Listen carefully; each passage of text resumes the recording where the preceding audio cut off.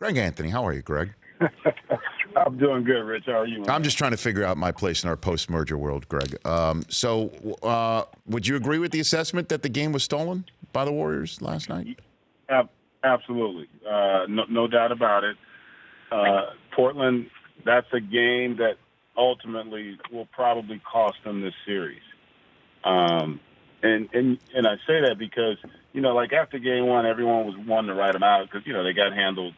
But that, you're going to get in a 7-game series, typically, even if it's an evenly matched series, one game you're typically going to get it handed to you.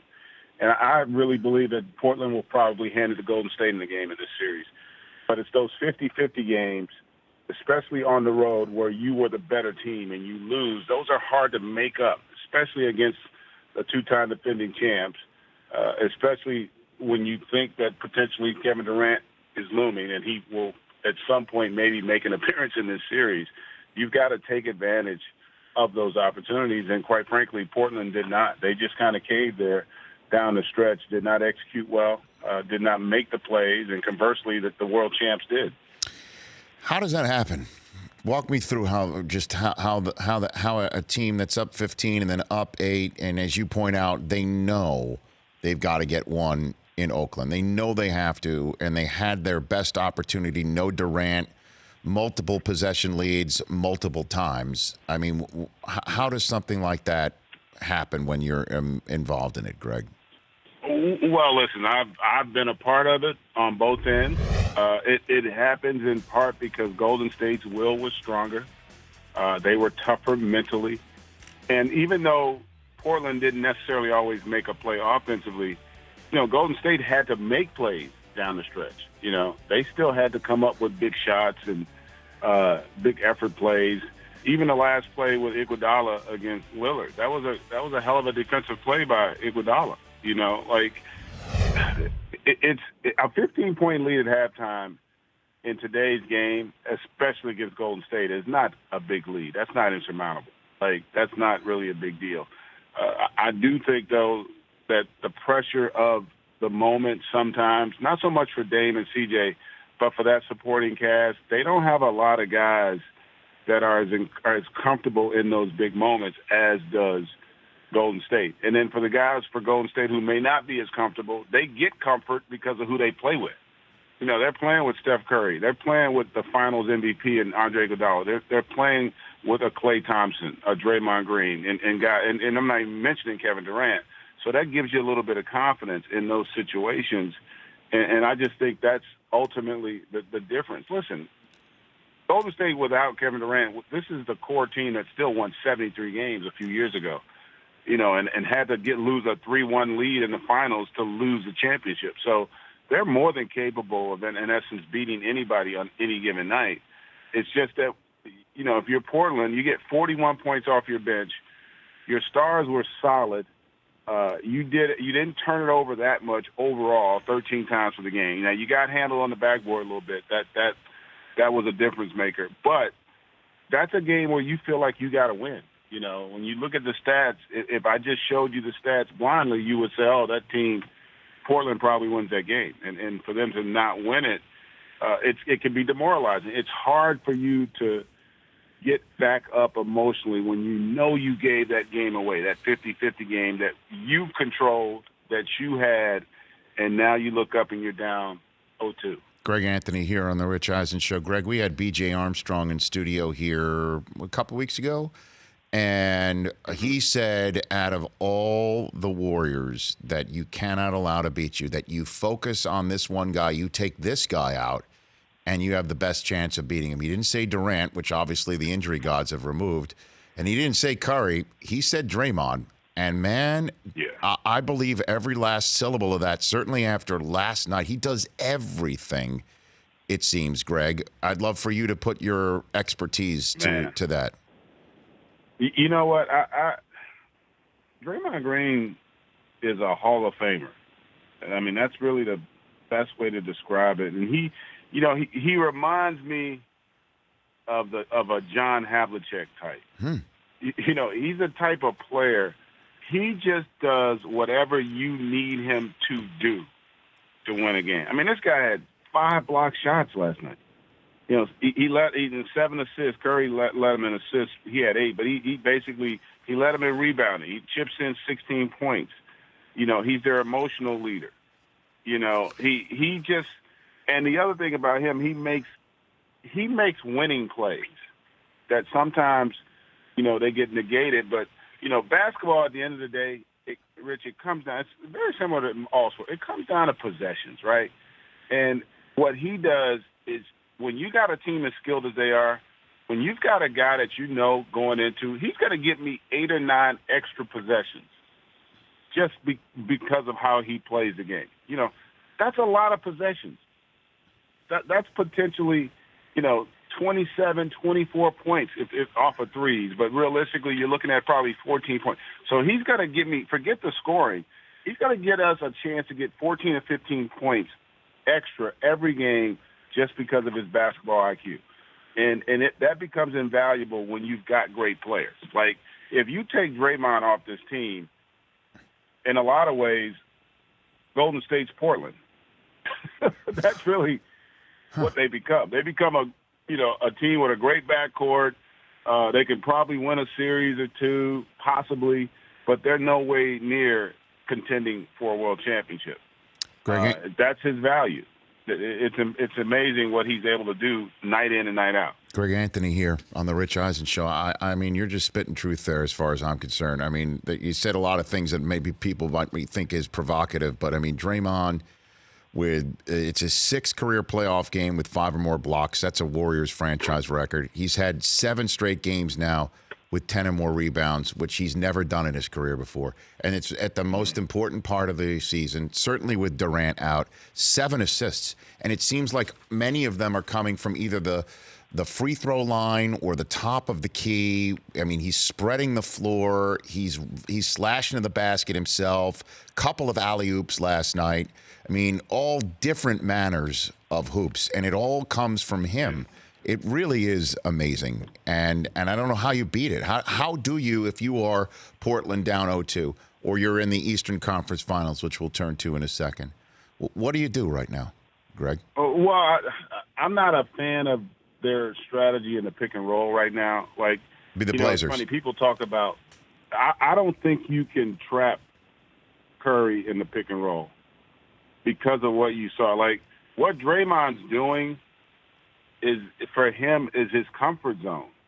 When you basically, if you think about a pick and roll on the strong side, when 2 guys double and they kick it to Draymond, you basically created a transition opportunity on the weak side. He's going to have a 3-on-2 on the weak side because he's going to make the play right away. Like, he's going to make the right read, whether it's going to be the layup, which you saw him take a lot, or the dunk.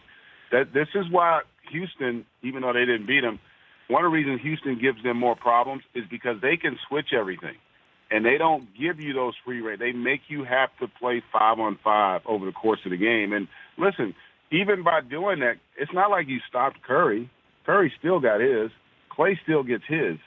I just think that the strategy of trying to double or trying to, show and recover, those are tough against this team. I just don't. And having said that, now you have to have the personnel that allows you to be able to switch. Your bigs have to be able to play in space. And Golden State is just, from a basketball IQ standpoint, they're about as good as you could possibly be. It's why I think, they have a chance to go down as the best team ever. When you look at what they've accomplished in essence, this 5-year stretch, if they were to go on and win another championship. And I know a lot of old heads like to always talk about, back when we played and how much better the game is. That's a bunch of baloney. You are seeing the game played with the highest degree of skill that we've ever seen. You just are. And for anyone to say you're not, it's like, what do you think? Basketball is the only sport that doesn't evolve? It doesn't mean the era that I played in or others played in, they weren't great. It was the best that the game had been at that point. But the game continues to evolve and grow. We haven't seen a Giannis Antetokounmpo. Giannis is Shaq on the perimeter. Think about that. That guy is Shaq on the perimeter. That's how the game has evolved. Steph Curry, we've never seen. Durant. I mean, it's just brilliant to watch these guys operate and see teams trying to come up with a game plan to combat it. Well, let's turn our attention to the Eastern Conference Finals. Raptors and Bucks, Game 2 tonight. The coverage starts on TNT with Ernie, Kenny, Charles, and Shaq outside again. 1 hour pregame show, 7:30 p.m. Eastern Time. That also includes the reveal of the finalists for the 2019 NBA Awards that'll go down here in Los Angeles on June 24th, also on TNT. So we saw last night, Greg, in between games 1 and 2. Games in 1 and 2 had different fingerprints. It was they were different games. How do you think Game 2 might differ from Game 1 of this series this evening? Well, listen, I do think that I don't think that Brook Lopez is going to have the kind of game he had. Right. But let's not forget, though, Brook Lopez was the best player on an NBA team. He was an all-star. Like, he's not incapable of having an impact. It's just that this is why a team like Milwaukee is so good, because they have a lot of guys that can have a Brook Lopez game. So you're going to game plan now, Toronto, to try to limit his, but we saw it in the last series. It might be George Hill. It could be Malcolm Brogdon, Ilya Sova. Like, they've got a lot of guys, Mirotic, who could have a big game because they've got those great ones when you talk about Antetokounmpo, and he's going to command so much attention that the opportunities are going to be there for success. Bigger picture, if you're Toronto, though, Pascal Siakam, I like the fact that he was more aggressive. He didn't shoot it well, but he was aggressive. I think he's going to have to stay aggressive. Marc Gasol is going to have to, I think, provide something offensively. And then Serge Ibaka's got to play better. I mean, he's going to have the kind of impact he had in the series prior against Philadelphia, where he was a monster at times for them coming off their bench. Toronto doesn't have a ton of depth. And I thought Kawhi got tired in this game, even though he got Kyle Lowry for 30 points. I just think down the stretch, Kawhi was worn down. So they got to figure out a way to get more balance in their offense. And then they're going to have to also, I think, they defended the three well with the exception of Lopez. But I felt like they just did not handle the interior very well from Milwaukee. So that, those are things you can make adjustments. But ultimately, look, if you're on the road, you give up 108 points to Milwaukee, that's a game you should have a chance to win. And they're just going to have to figure out a way to get other guys to give them more. It's funny, the postseason, I always tell people the regular season kind of tells you who you want to be, but the postseason shows you who you are. And all season long, I thought that Toronto had more depth. But their depth has been nullified here the last two series. They really haven't been able to get much of an impact from Powell or Van Vliet. Those guys haven't really been able to do as much. Ibaka's been the one guy that they could count on off their bench. And Nick Nurse is going to have his hands full because this Milwaukee team is very much like we saw with Golden State 4 or 5 years ago. When Golden State went into that season that they won and no one saw it happening, and they had that monster regular season where they won 65 games, this Milwaukee team is similar to that. Their best player took a huge step, and the guys that we didn't know whether or not they were great players are emerging. Chris Middleton's he took the challenge defensively. He didn't score well, but that's the beauty of their team. He doesn't have to get 20, 25 for them to win. He made the commitment, I'm going to go out and battle against Kawhi Leonard, and he made Kawhi the most inefficient he's been in the postseason. Before we send Greg Anthony into his Good Friday here, Chris Brockman, ask him our poll question. Go for it over there, Chris. All right, Greg, when we come back on Monday, what's the most likely headline?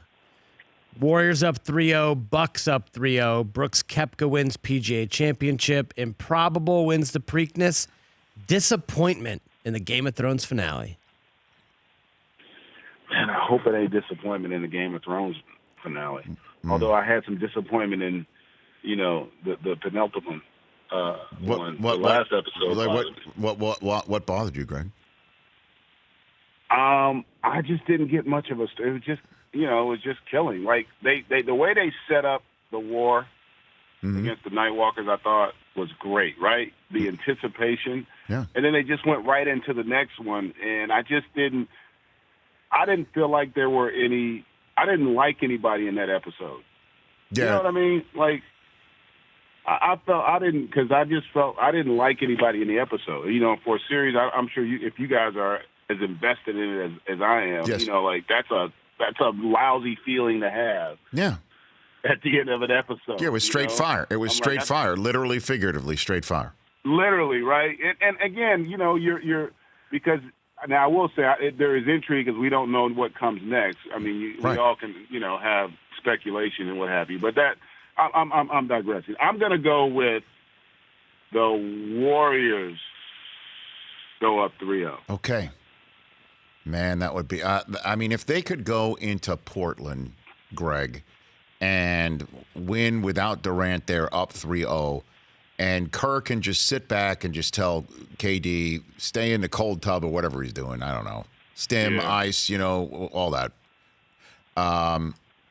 That would be remarkable. I mean, that would be huge. Unbelievable. That would mean the Warriors would be on a 5-game win streak, 5 wins away from a three-peat, with 4 of those winning games in a row without Durant. Or 4 1/4 without Durant. I mean, that would be insane if that happens. It would be. And I think it would be apropos, too, because Steph Curry is fairly or unfairly, he's an all-time great. But for him to be at the helm, at the forefront of what's happened. Now, granted, other guys are playing brilliantly as well. We just, documented with Draymond, and Clay has been terrific for him, and Iguodala gives them valuable minutes, no doubt about it. But at the end of the day, you still have to have the guy that kind of stirs the drink, and that's what Steph Curry's been. Well, and I mean, I do think, Greg, we called him the other day before I let you go.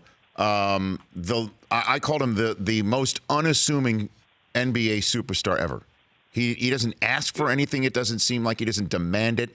It finds him. He just does it effortlessly, and he's an everyman. He looks like somebody that you could go up and say hi to.